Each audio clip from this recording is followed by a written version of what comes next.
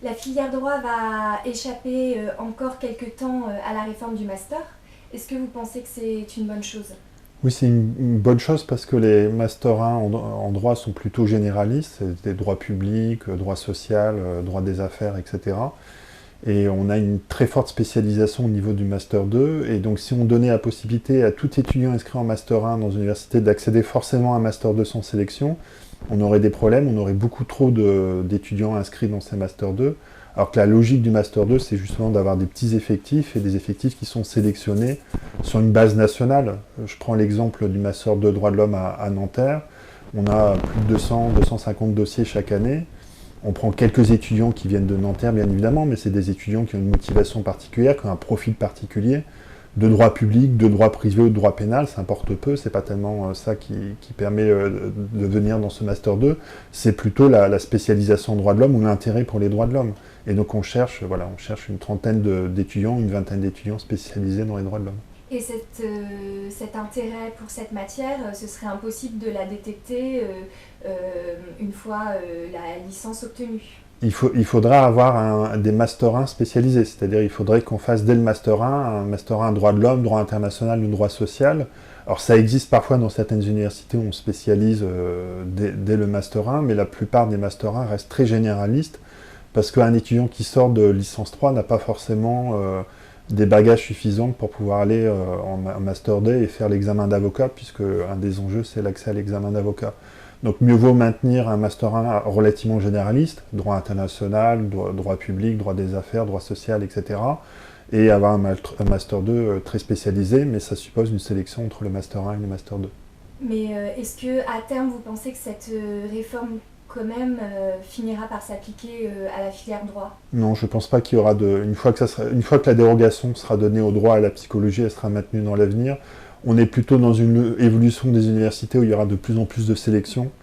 Et la question qui se posera dans l'avenir ne sera pas la sélection en Master 1, en Master 2, mais dès la première année ou entre la première année et la deuxième année, on ne reviendra pas en arrière sur la sélection en Master 2, c'est à peu près sûr. Vous avez vu la levée de bouclier qu'il y a eu lorsqu'il y a eu toute cette polémique, puisque les textes sur la LMD étaient très mal rédigés. Pendant plusieurs années, on a laissé pourrir la situation. Il y a des avocats spécialisés qui ont fait du contentieux là-dessus et qui ont fait sauter le système.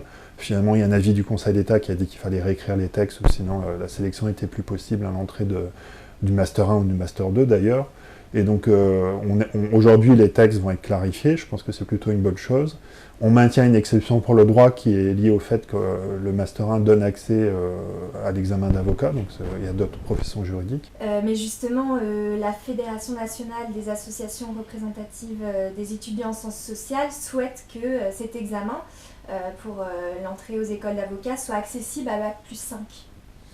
Alors ça se défend l'idée de permettre un accès à l'examen d'avocat à partir du Bac+5. En pratique, la plupart des étudiants qui réussissent l'examen ont effectivement un Master 2. Donc c'est une réalité parce qu'il faut au moins une année pour préparer l'examen d'avocat. Et généralement les étudiants la préparent dans l'année après le Master 1 et donc l'année du Master 2.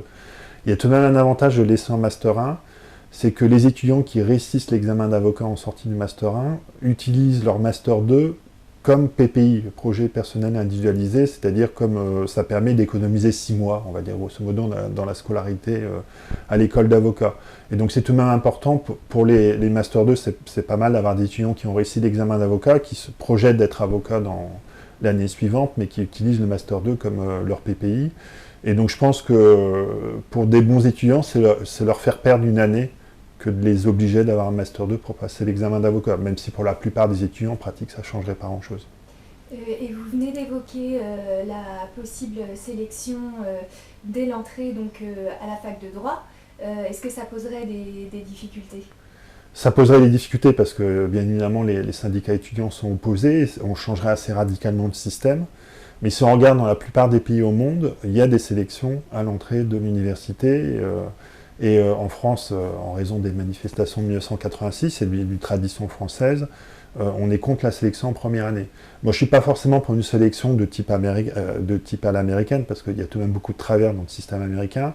Comment les sélectionnerait alors ces étudiants? C'est plutôt une bonne chose qu'une large partie des bacheliers puissent accéder à l'université. Le problème en France, c'est que le système est mal fait, c'est-à-dire c'est dans les filières où on ne devrait pas sélectionner, les BTS ou les UT qu'on sélectionne, et les étudiants qui ne savent pas quoi faire arrivent à l'université. Et donc dans des amphithéâtres de droit, on se retrouve souvent avec à peu près un tiers des étudiants qui arrivent un peu par hasard en droit parce qu'ils ont été pris nulle part ailleurs. Les meilleurs étudiants ne sont pas forcément là, ils vont dans des prépas, ils vont en médecine, etc. Ce qui fait que ce tiers d'étudiants est complètement largué, ne réussit pas à avoir le niveau pour faire des études en droit.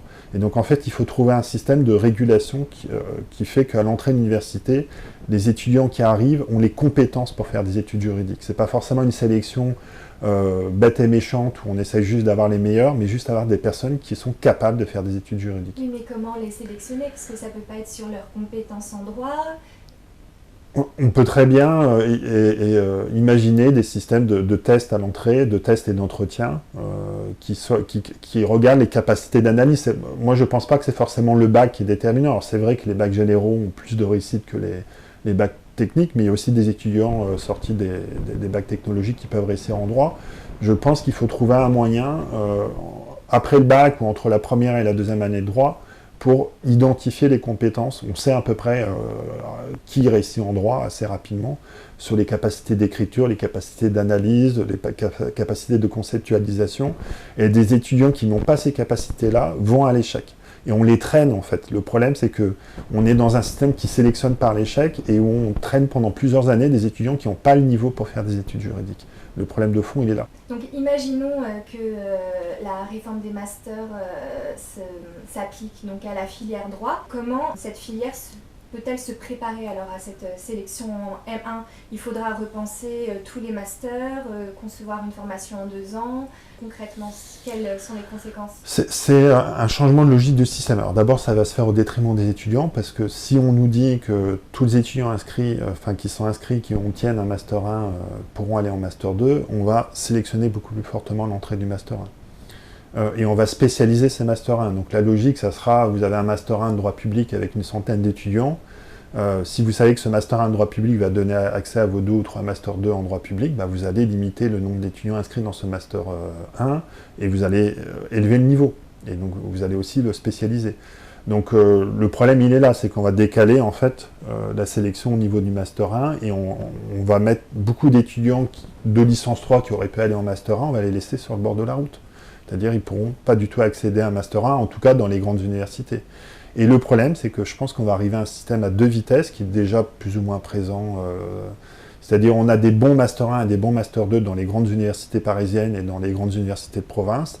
Et puis les petites universités de province ou de banlieue parisienne qui ont du mal à vivre, elles vont plutôt avoir le reste des étudiants. Enfin, le système à 2 vitesses, il est déjà présent. Hein. Il y a déjà beaucoup d'étudiants de banlieue parisienne qui veulent aller dans des Master 1 à Paris, par exemple. Il y a un mouvement d'étudiants beaucoup entre la licence 3 et le Master 1, et énormément entre les Master 1 et les Master 2. Je pense que le système va s'accentuer et qu'on va vraiment avoir les grandes universités avec des très bons masters et les universités périphériques qui vont avoir du mal à survivre. Ce que vous évoquez, donc, c'est le droit à la poursuite d'études qui est prévu par la réforme. Pour vous, ça va aboutir à un système à 2 vitesses. Ce droit à la poursuite d'études, le problème, c'est que je pense que ça sera une usine à gaz déjà dans le système. En fait, c'est un système de capacité d'accueil, donc les universités vont devoir définir une capacité d'accueil et des examens ou des concours de sélection pour entrer dans le Master 1 ou le Master 2. Et si un étudiant n'obtient aucune inscription en Master 1 ou en Master 2, le rectorat pourra l'affecter dans une université, selon son projet professionnel d'une part et selon son université d'origine. Donc grosso modo, la plupart du temps, il se retrouvera dans son université d'origine. Et donc on va se retrouver là avec un volet d'étudiants qui n'ont pas le niveau pour aller dans des Master 1 ou des Master 2 selon le niveau de sélection, mais qui de toutes les façons pourront poursuivre des études. Et ça c'est assez problématique parce qu'ils vont avoir du mal à suivre l'ultra-spécialisation de ces filières d'études. Alors même que dans le système actuel, le système se régule grosso modo, c'est-à-dire il y a une sélection entre le Master 1 et le Master 2, mais la plupart des étudiants qui le veulent trouvent tout de même une inscription. Mais moi, je pense qu'il va y avoir un verrou assez fort de certaines universités, de grandes universités, pour ne pas admettre les moins bons étudiants. Et ça sera les universités parisiennes centrales qui font déjà de la sélection. Actuellement, les grandes universités parisiennes sélectionnaient déjà entre la licence 3 et le master 1, en toute illégalité, depuis des années. Ils sélectionnaient leurs étudiants selon les capacités d'accueil, selon un certain nombre de critères, mais ça existait déjà. Et puis la question suivante, à mon avis, ça sera le coût des études. C'est-à-dire actuellement, l'université est quasiment gratuite, c'est quelques centaines d'euros. Alors je sais que pour certains étudiants, c'est beaucoup, mais ça ne représente rien par rapport à ce qu'on demande dans les universités américaines. Et la question suivante, ça sera combien on fait payer. Et donc vous pensez que si la réforme des masters s'applique à la filière droit, il pourrait y avoir des conséquences sur les coûts d'inscription en master? Dans les masters généraux, sûrement pas, mais je pense qu'au fur et à mesure, les grandes universités seront tentées de rajouter à ces masters des diplômes universitaires, des choses qui vont pouvoir faire payer. Mais, Paris 2 fait déjà ça. Il y a déjà aussi, on parle beaucoup de HID, qui est une formation qui est rattachée à Paris 1, à d'autres universités. Et je pense qu'il y a quelque chose qui va s'accentuer de ce côté-là. Alors moi, je ne suis pas contre l'existence de diplômes universitaires parce qu'on apporte une plus-value à nos étudiants. De faire payer ces DU, c'est normal parce que ces DU doivent tourner. Après, c'est le coût de ces études, c'est-à-dire entre faire payer 800 euros et faire payer 3000 ou 5000 euros, c'est pas du tout la même chose. Et on va vers une inflation de ce système-là, à mon avis, dans l'avenir.